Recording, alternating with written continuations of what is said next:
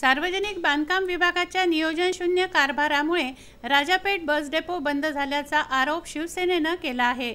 या संदर्भात त्यांनी मध्यवर्ती बस स्थानकातील अधिकाऱ्यांना तसंच सार्वजनिक बांधकाम विभागाच्या कार्यकारी अभियंत्यांना निवेदन दिलं। प्रवाशांच्या सोयीसाठी करोडो रुपये खर्च करून राजापेठ चौकात महाराष्ट्र राज्य परिवहन विभागाने भव्य बस स्थानक व संकुल बांधलं आहे, परंतु निर्मितीपासूनच या बस स्थानकाला दृष्ट लागल्याचं दिसून येत आहे। राजापेठ बस स्थानकावरून अकोला, यवतमाळ, कारंजा, लाड, वाशिम, मंगरुळपीर या गावांकडे बसेस सोडल्या जातात।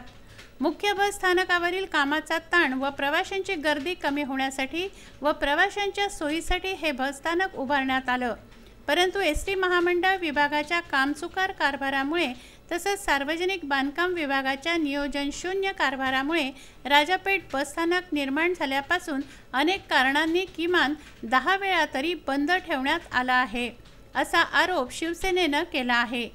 कुठली पूर्वसूचना किंवा कुठली पूर्व अधिसूचना न काढता राजापेठ बस डेपो हा महाराष्ट्र राज्य परिवहन विभागाने 18 तारखेपासून न सांगता बंद केला। त्याला कारण पुढं असं दाखवण्यात आलं की सार्वजनिक बांधकाम विभाग तो मुख्य रस्त्याचे काम सुरू करणार आहे, हे कारण पुढे दाखवून बस डेपो सपशेल बंद करून टाकला। सणासुदी आणि दिवाळीच्या सुट्ट्यांमध्ये प्रवाशांना नाहक त्रास होत आहे।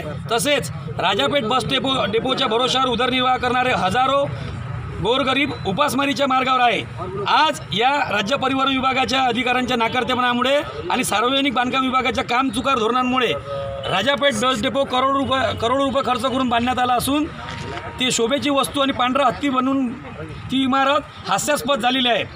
कुठली पूर्वसूचना न देता राजापेठ बस डेपो कसा बंद करण्यात आला हे विचारणा करण्यासाठी आज तीव्र स्वरूपाचे आंदोलन सार्वजनिक बांधकाम विभागात करण्यात आले।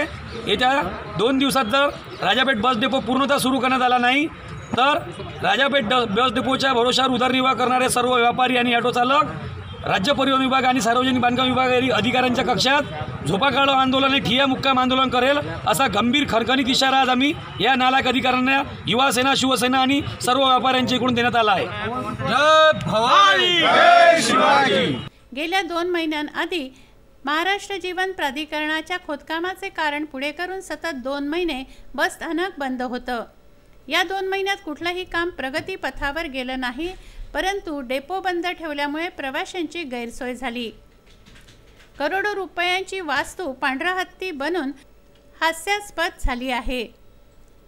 नियोजन शून्य असलेला कारभार तात्काळ दुरुस्त करून राजापेठ बस डेपो कशा पद्धतीने सुरू राहील याची खबरदारी घेऊन काम पूर्णत्वास न्यावे, अन्यथा शिवसेना, युवा सेनेला सार्वजनिक बांधकाम विभागाविरोधात तीव्र स्वरूपाचं आंदोलन करावं लागेल, असा इशारा अधिकाऱ्यांना देण्यात आला आहे।